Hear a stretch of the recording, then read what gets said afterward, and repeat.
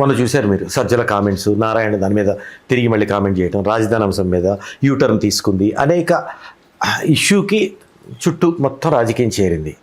అసలు ఈ నేపథ్యంలో కొన్ని పత్రికలు రాసుకొచ్చిన దాని ప్రకారము అసలు రాముడి కన్నా రామబాణం గొప్పది అనే అంశాన్ని జగన్కి సజ్జలకి ముడిపెడుతూ, అంటే ఇప్పుడు సజ్జలే హీరోలు అవుతున్నారు జగన్ కన్నా.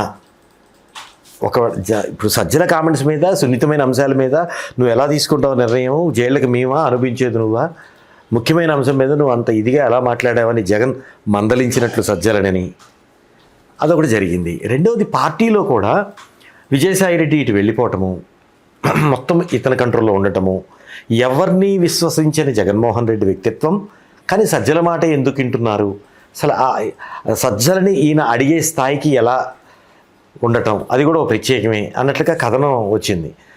చూస్తున్నాం వార్తాపత్రికల్లో. అంటే ఎట్లా చూడొచ్చు సజ్జలది ఆ రోజు కామెంట్ కానీ దాని మీద వచ్చేది కానీ నిజమేనా? యూటర్న్ మరొకట అనేది కాదండి. ఆయన యూటర్న్ అని ఏం చెప్పలేదు. తమ ప్రభుత్వ హయాంలో జరిగిన కార్యక్రమాలని ఆయన చెప్పి దాన్ని సమర్థించుకున్నాడు. సమర్థించుకోవటం, ఆ సమర్థింపుకు సంబంధించిన అన్వయాలు కూడా ప్రాపర్గానే ఆ రోజు ఏం చెప్పారో అదే చెప్పారు. కొత్త డైలాగ్ ఏం లేదు. విజయవాడ గుంటూరు అనేది విజయవాడ గుంటూరు కాదు, అమరావతి. అమరావతిలో ఆ నిర్మాణాలు అది జరుగుతుంది. శాసన రాజధానిగా ఉంటుంది, న్యాయ రాజధానిగా కర్నూలు అది కొట్టేసింది. అలాగే సుప్రీంకోర్టు ఒప్పుకోలేదు కాబట్టి అది లేదు. అవును. పోతే పరిపాలనా రాజధానిగా విశాఖ అది ఉంది. ఇంకా దానికి ఏమీ ఇబ్బంది కలగలేదు. సో వాళ్ళ అధికారంలో లీగల్గా అంటే ఇప్పుడు వాళ్ళు అధికారంలోకి వస్తే మళ్ళీ యూటర్న్ తీసుకుంటామని ఏం చెప్పలేదు ఆయన. ఇప్పుడు ఏవైతే నిర్మాణాలు ఉన్నాయో నిర్మాణాల నుంచి జరుగుతుంది. వికేంద్రీకరణలో భాగంగానే ఇలాంటి నిర్ణయం తీసుకున్నాము. మేము డబ్బులు ఇక్కడ పొయ్యిదలుచుకోలేదు. అంటే పాత సారనే కొత్త సీసా. కొత్త ఆయన చెప్పింది కొత్త విషయం ఏమీ లేదు, పాత విషయమే చెప్పాడు. తమ ఆచరణే చెప్పాడు. జగన్మోహన్ రెడ్డికి అలా అక్కడ డబ్బులు పోయటం ఇష్టం లేదు. ఆయన ప్రయారిటీస్ వేరే ఉన్నాయి. అసలు చంద్రబాబు నాయుడు గారి విధానంలోనే ఒక లోపం ఉంది. రాజధాని నువ్వు ఐడెంటిఫై చేసావు, ఫలానా ప్రాంతంలో క్యాపిటల్ ఉండాలి అని అనుకున్నప్పుడు క్యాపిటల్ ఎలా ఉండాలో ఒక ప్రింట్ తయారు చేసి అక్కడ ఎక్కడెక్కడ ప్రభుత్వ కార్యాలయాలు ఉంటాయో అక్కడ కార్యాలయాలు నిర్మించేసి ఇచ్చేస్తే వాళ్ళకి జనాలకి, అక్కడికి జనాల మూమెంట్ మొదలైన తర్వాత ఆ జనాల అవసరాలని, ఆ వచ్చే జనాల అవసరాలను అక్కడ ఉన్న జనాలు తీరుస్తారు.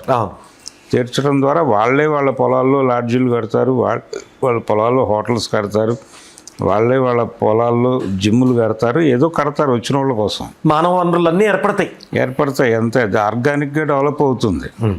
నువ్వు వాళ్ళ దగ్గర భూములు తీసుకుని నువ్వు కట్టి ఇవ్వటం అనే ప్రోగ్రాం, నువ్వు బిల్డర్ పాత్ర ఎందుకు చేయాలి గవర్నమెంట్లో నువ్వు ఉండి? అందుకని అది ఇబ్బందికరం.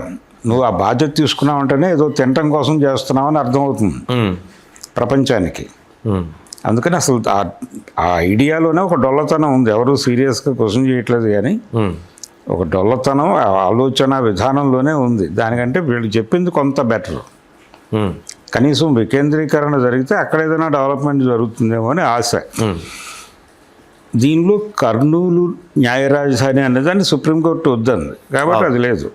రెండే ఉన్నాయి. రెండిట్లోనూ ఎలాగో శాసనం ఇక్కడ అనుకున్నారు కాబట్టి అది నడుస్తుంది.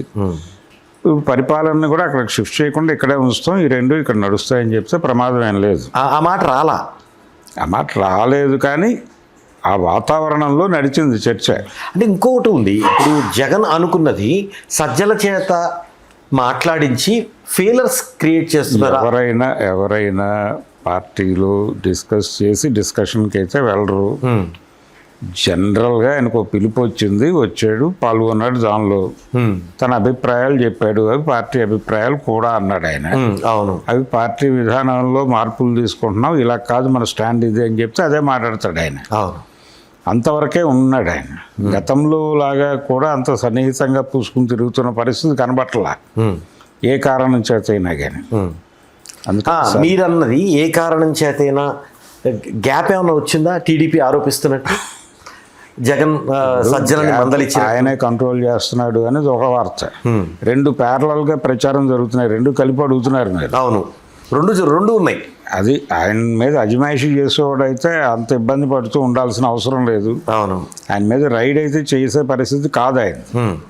ఆయన సబ్మిసివ్గా ఉండి విషయాలు చెప్పేవాడు మాత్రమే, అంతే, ఒబీడియంట్గా, అంతకుమించి ఏమీ కాదు. అదే పని చేస్తున్నాడు ఇప్పుడు. ఆయనకేది నెంబర్ 1 రాలేదు, నెంబర్ 4 5 కూడా రాలేదు.